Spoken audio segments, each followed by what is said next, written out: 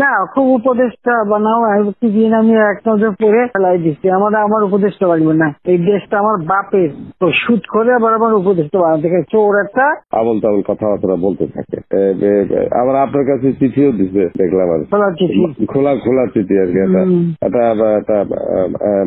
এটা খারাপ আর কি, একটা আর কি। না, খুব উপদেশটা বানাও। প্রতিদিন আমি এক নজর পড়ে ফেলাই দিচ্ছি। আমার উপদেশটা বাড়বে না, এই দেশটা আমার বাপের। আমার বাপ স্বাধীন করে দিয়ে গেছে, আমি জানি এই দেশ আমি চিনি।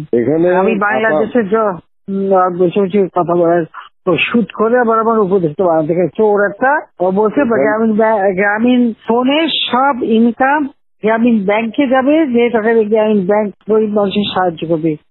আর এই কথা করে আমার কাছে ওই গ্রামীণ ফোনের ব্যবসা দিয়ে ইউজ একটা টাকা পর্যন্ত গ্রামীণ ব্যাংকে দেয় নাই। আমি 400 কোটি টাকা গ্রামীণ ব্যাংকে দিচ্ছি, 400 কোটি টাকা।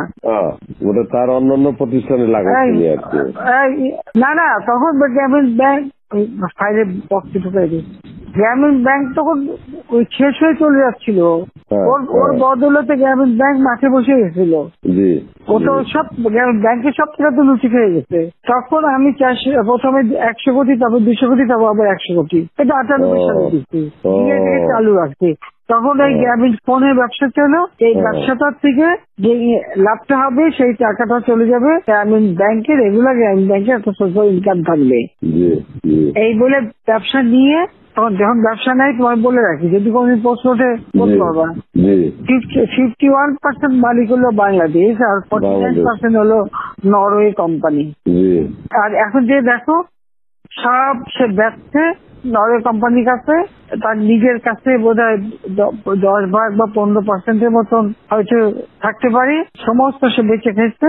আর একটা টাকা কোনদিন গ্রামীণ ব্যাংকে এখান থেকে দেয় নাই। আর আমরা সবকিছু ফ্যাসিলিটি তাকে দিচ্ছিলাম, রেলওয়ে, ফাইবার অপটিক ব্যবহার থেকে শুরু করে সবকিছুতে তাকে এক্সট্রা সুযোগ দেওয়া হয়েছিল।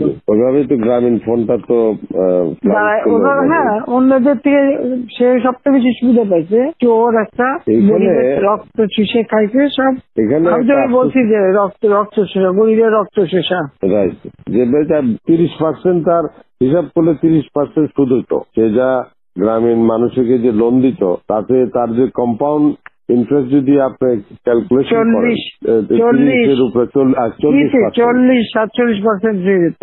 দেখে এমন হয়, তাহলে আর লোকের আর কি থাকবে, ও তো গরিব আরো বেশি করে হয়ে যাবে। তোমরা তো ইতিহাস জানো না, হিলারি ক্লিন্টনে নিয়ে গেছিল যশোরে, তার হাত দিয়ে গ্রামীণ ব্যাংকে ঋণ দেওয়ালো।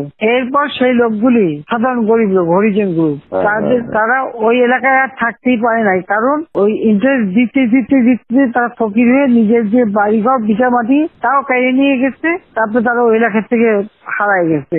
দেন আমি খুঁজছি, একজনের পাশে খাগড়াছড়ি, সেখানে যে এসে কাজ করে খায়, আর একজন বোধহয় নীলফামারী নদী আসবে কোথায়, যে এরা ওই পরিবার সদস্য ওই এলাকা থেকেই হারায় গেছে।